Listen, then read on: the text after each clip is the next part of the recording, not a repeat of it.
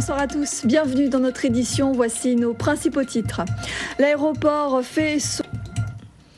Tout d'abord, les assises, 4e journée de débat dans l'affaire Gerty-David, une journée pleine d'émotions où les familles se sont exprimées. Mais c'est l'audition de Joël Guillaume, un témoin clé à 20h, qui pourrait lever les nombreuses zones d'ombre qui demeurent dans ce dossier. Compte rendu d'audience avec Steve Prudent et Alfonso Martinez. Politique en bref, on vient de l'apprendre, c'est Blaise Aldo qui conduira la liste de l'UMP aux prochaines régionales. Le maire de Sainte-Anne a été désigné aujourd'hui. Laurent Bernier, le maire de Saint-François, emmènera une liste dissidente, le Rassemblement pour une Guadeloupe nouvelle. Mandatée par l'Agence française de lutte contre le dopage, la direction départementale de la jeunesse et des sports est chargée de la prévention et de la lutte contre le dopage.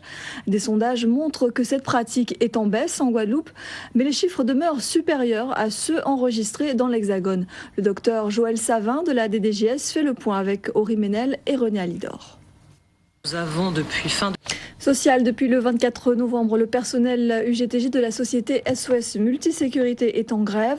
Pourtant, un protocole d'accord a été signé par l'ensemble des parties, gérants, syndicats et personnel, à la date du 8 octobre 2009.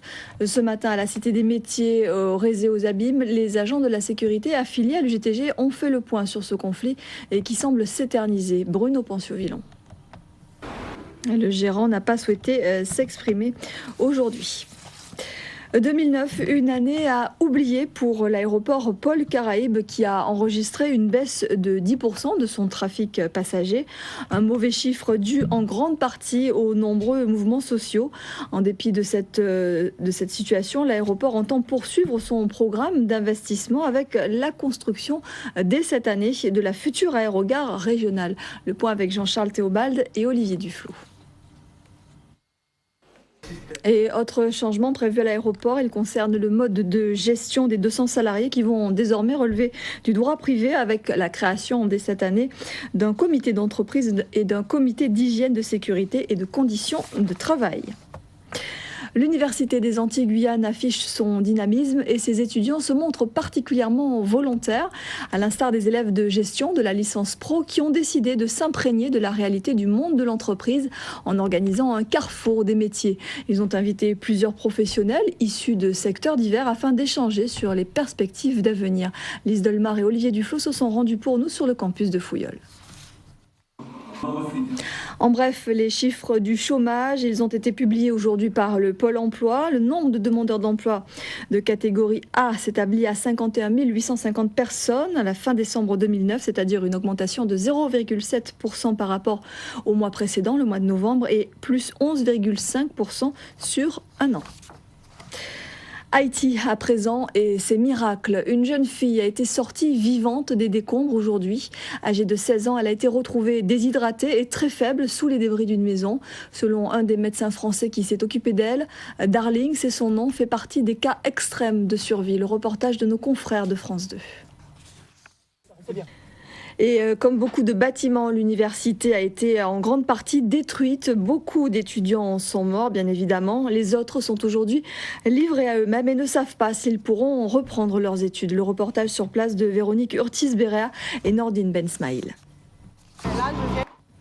Chez nous, pendant ce temps, la solidarité se poursuit. Une collecte de dons est organisée depuis lundi par la permanence d'accès aux soins du centre hospitalier de Basse-Terre et l'accueil de jour à Cajou, nouvelle alternative.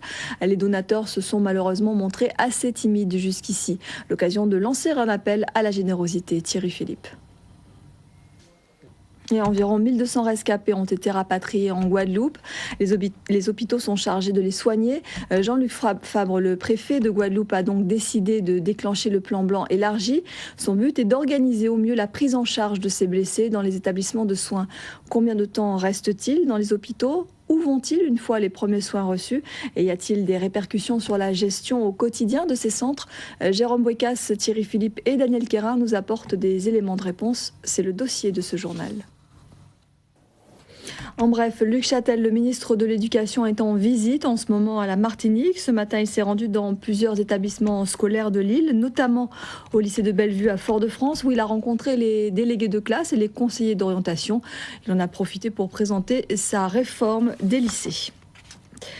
Le décès de Patrick Cellini, il était très impliqué dans le tissu associatif, également ancien footballeur, très actif dans sa ville des Abîmes. Il s'était fait discret depuis quelque temps en raison d'ennuis de santé. Henri Ménel dresse son portrait pour nous. Le coup d'envoi demain du 16e Festival régional et international du cinéma de la Guadeloupe. Le FEMI a véritablement atteint sa maturité au fil des ans grâce à la ténacité d'une femme, Félie Sédécias, sa déléguée générale. Elle est parvenue à faire de ce festival un rendez-vous de référence du 7e art dans notre région. Cette édition 2010 aura pour marraine la réalisatrice Eusanne Palsy.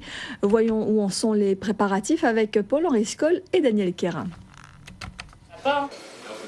Voilà, c'est la fin de cette édition. Juste après ce journal, votre magazine Foot Prolongation présenté par Eddy Golapcan, suivi d'Envoyé spécial. Demain, l'info revient avec Eric Rayapin à 13h et à 19h, vous serez en compagnie de Jérôme Bouécas. On se quitte en musique avec ce concert donné hier soir au Moule, Les femmes et le gros cas, une soirée de solidarité en faveur d'Haïti qui a connu un vif succès. Norlise, Jocelyne Nabil et Jocelyne Berroir étaient de la partie. Voici les images signées de René Alidor. Merci et très belle soirée à tous. Mademoiselle là qui était mariée.